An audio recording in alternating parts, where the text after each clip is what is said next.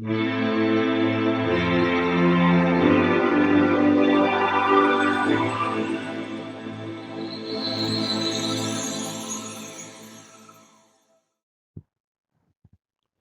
was the sublime Plato who in his cosmological dialogue, the Timaeus, declared, "The world must have been constructed on the pattern of what is apprehensible by reason and understanding and eternally unchanging, from which again it follows that the world is a likeness of something greater and beyond."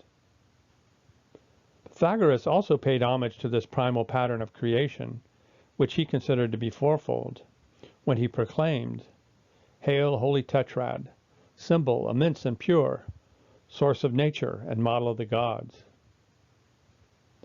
With the profound thoughts of these philosophical masters in mind, we come to the most significant event in my life. For this moment entailed my own inner encounter with the Logos, that universal pattern or greater order of creation.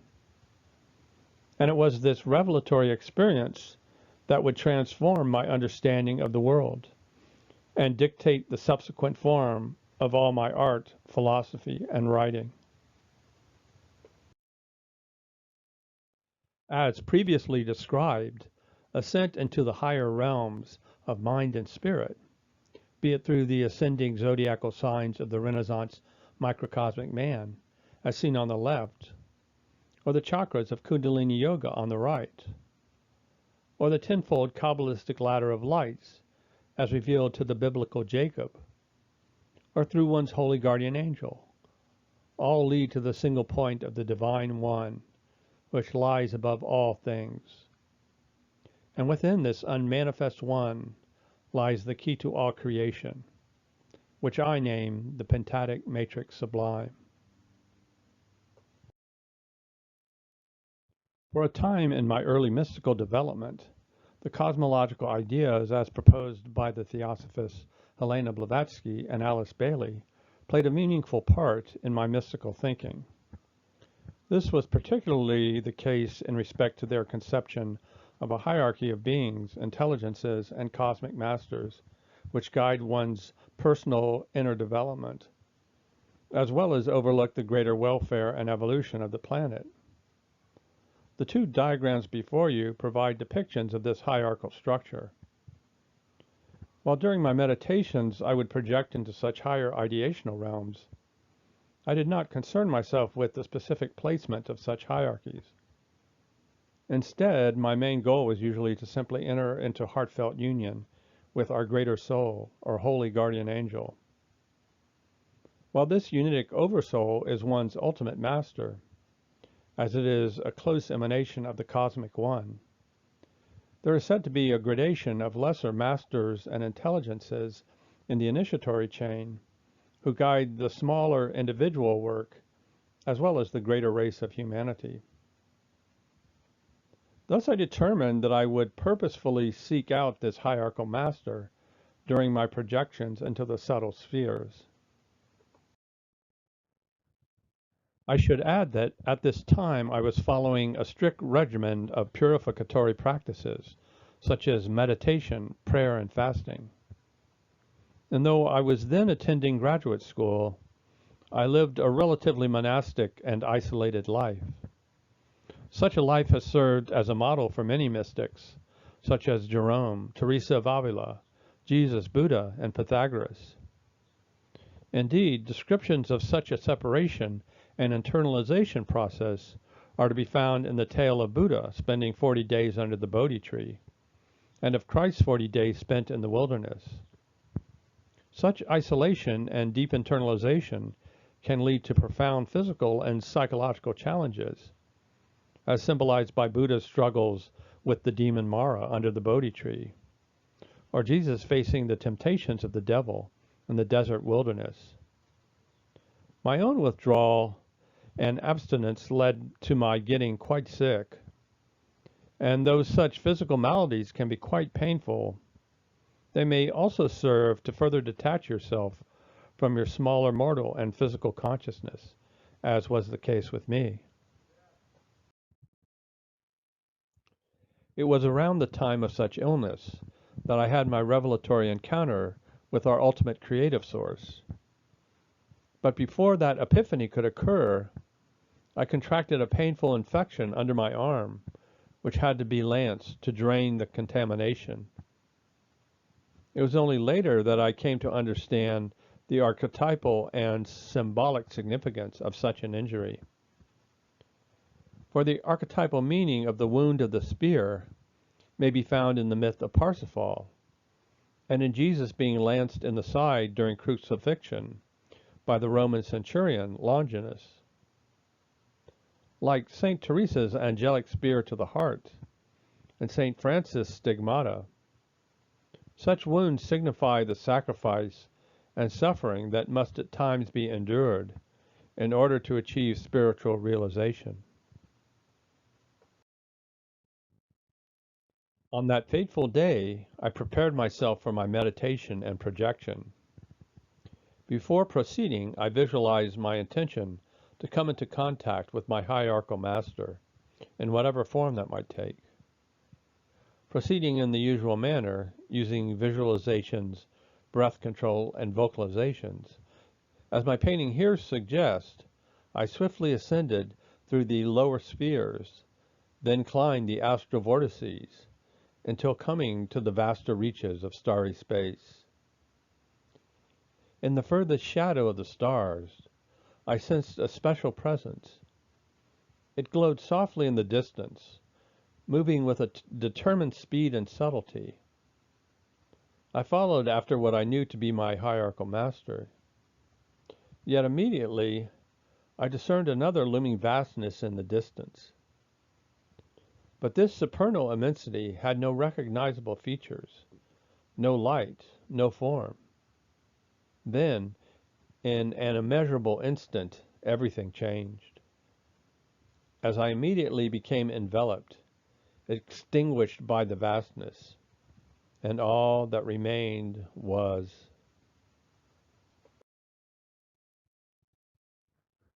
darkness, absolute featureless darkness, stillness, and empty fullness beyond measure, an absent presence that superseded every form, every thought, every possibility. Yet amidst this absolute merger with the void, something happened. Something wondrous was given to me, impressed indelibly upon my soul.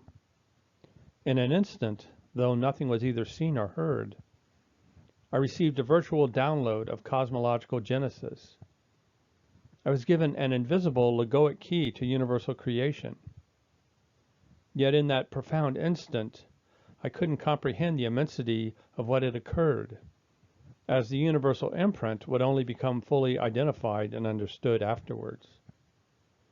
Yet within this vast cosmic vacuum, in that eternal moment, this is what was invisibly given to me, etched into the deepest core of my being.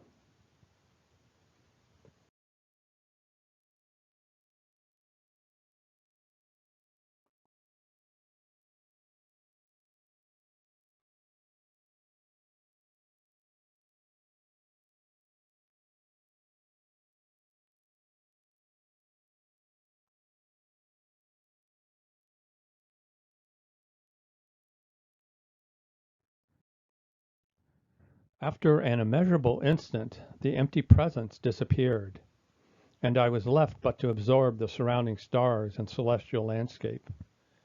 Again, in the distance, I saw the glowing form of my hierarchical master. Looking to the distant stars, my master then communicated with me in words of reassuring light and belonging, confirming that I had been given a wondrous blessing. Slowly I descended from the cosmic heights, as my master became a receding star in the distance. At the last instant, I asked for my master's name. As I began to fall through the astral vistas, I heard the name call out from the stars. Its name echoed down the ladder of lights in harmonious resonance, and the name was Astarte, and its ultimate meaning was love. Upon returning to earthly consciousness, I immediately realized what had just occurred. For in that eternal instant of complete darkness, a door had opened, and I had been given an otherworldly illumination into the nature of universal creation. Though at that moment I could not precisely articulate what had been revealed, in the subsequent days I began to explain what I had experienced through my writings, expressed in a succession of symbols, which evolved into an abstract language of cosmogenesis. Yet the creative process was not that of recollection or rational deduction, but more in the manner of those living symbols and the primal forces behind them describing themselves from the depths of my soul. An ideational mythos, a logoic model, formed itself beyond my conscious intention or smaller knowing. This fivefold logoic model I termed the Pentadic Matrix, while its constituent principles and symbols I called the primal inclinations. The cosmological model, which sprang from this matrix, I entitled the Grand Schema of Evolutionary Metaphysics. In subsequent months and years, I found other expressions of that paradoxical darkness which I experienced as ultimate illumination. In the Kabbalah, such a supernal absence is termed Ein, the no-thing, which is our ultimate increate cosmic source. This Ein becomes Ein Sof, the limitless, which becomes Ein Sof Hour, or limitless light. But at the highest level, the three are merged as one, providing the original archetype for the Christian Trinity, or the three as one God. The great 5th century Neoplatonic Christian mystic, Pseudo-Dionysius, described the nature of this paradoxical, dark, bright absolute in this way. By the unceasing and absolute renunciation of yourself and of all things, you may be born on high, through pure and entire self-abnegation, into the super-essential radiance of the divine darkness. Such a paradoxical, transcendent, or negative theology may be found in other philosophers and mystics, such as Philo, Proclus, and Nicholas Cusanus. It was some time after this revelatory occurrence that I first learned about the great 17th century German mystic, Jacob Boehme. I discovered that at the same time as myself, at age 25, he had a very similar experience, which in part explains the deep connection I feel with him. In a way that echoes my own mystic encounter, the modest cobbler Boehme thus described his revelation. I never desired to know anything about the divine mystery. Much less did I understand the way to seek and find it. Yet the gate was open to me, that in 1/4 of an hour I saw and knew more than had I been many years together at a university. I saw it as a great deep in the internal, for I had a thorough view of the universe as a complex, moving fullness, wherein all things are couched and wrapped up. I can but stammer of the great mysteries like a child that is beginning to speak. It is well understood in the mind when the soul rides in the chariot of the Spirit, but I cannot express it with the tongue. But the longing of the eternal Nature Mother drives me on to write and to exercise myself in this my knowledge. I take heaven to witness that I do here what I must. The Spirit drives me to it, so that I am wholly led captive thereby.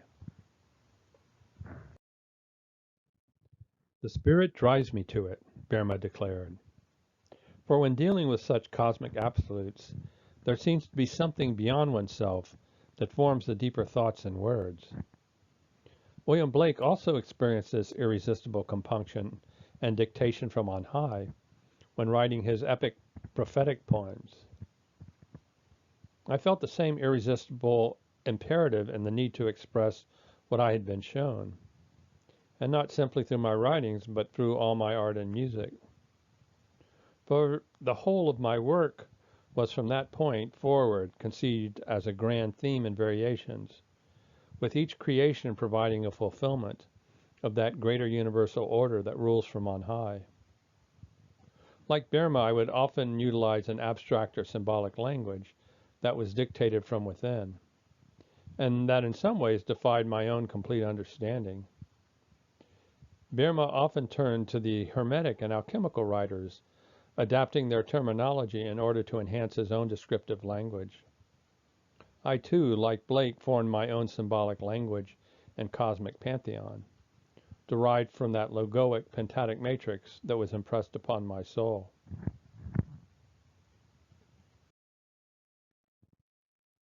Here is an example from my book, The Illuminated Word, Cosmogenesis and the Symbolic Keys to Universal Understanding. This excerpt indicates the nature of the quasi-numerical symbolic language that I utilized to explain the Pentadic Matrix.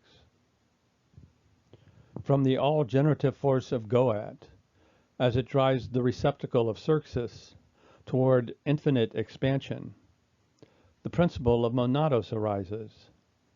The cincture of abstract first mind and perfect thought idea is thus imposed upon the infinite implications of the unlimited matter principle. The triadic matrix is implicitly inscribed as specifying unmanifest universal thought, made threefold propensity, contained eternally within the undifferentiated whole. Here, universal inclination adumbrates specified thought, mind, consciousness, and limiting form. Being as limitless idea becomes the precursor to manifest becoming. In the Illuminated Word, I examine various creation tales, analyzed according to the primal principles and symbols of the Pentadic Matrix.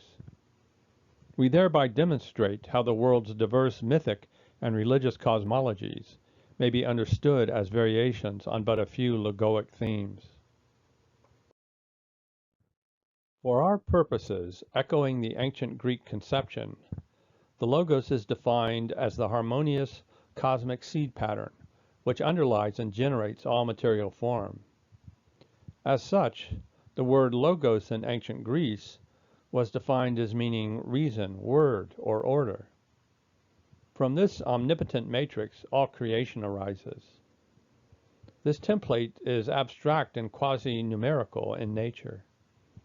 It is transcendent and inviolate, yet at the same time immanent and near, implicit in every human conception, concealed in every natural form.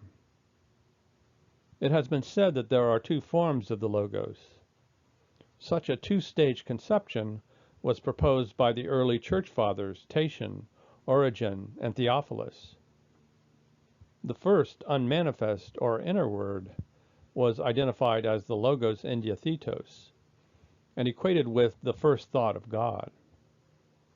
The second, outgoing or manifest word, was the Logos Prophorikos, which was equated with the spoken word or the Christ. What I experienced in my dark bright epiphany can be equated with the first word, Logos Indiathetos, that universal matrix which exists only in potentiality, before a manifest creation has occurred. For myself, the Logos is perceived as being fivefold. Thus, to the eternal Logos, I have assigned the name Pentadic Matrix. Furthermore, as a result of my mystic merger, the whole of the cosmos, humanity and nature, was shown to be an elaborate variation on this single fivefold theme. This drawing was created for my book, The Illuminated Word, and provides a chart of correspondences for the abstract pentadic principles. In the course of my continued studies of religious symbolism and mystical literature, it became clear that the Logos or Pentadic Matrix may be equated with the alchemical philosopher's stone. This stone was said to be able to transform the lesser leaden understanding of human intellect into the golden creations of art and mystical genius. In other words, it provides the key to universal understanding and spiritual regeneration.